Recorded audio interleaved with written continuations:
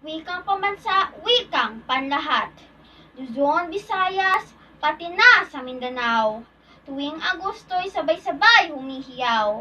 Grupong etniko sa Pinas nagkakaisa. Pinagyayaman panalo ang wika nila. Ilocano, Bisaya maging ang tausog. Sa wikang ginto, Pilipinas ay busog. Chavacano, Cebuano, Ilonggo't marami pa. Pagsaluhat mahalin, bigay ng dakilang lumikha. Iba't ibang salita mga banggit, sa puso't kaluluwa'y iisa lang ang gamit. Buong pagmamahal, itong ipagpunyagi. Kayamanan ng buhay, dugo at lahi.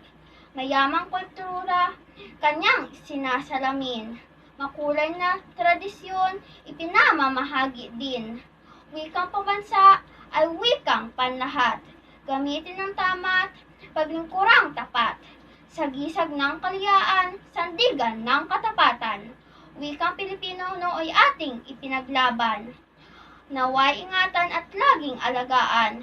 Lubos na mahalin, kailan may huwag pabayaan.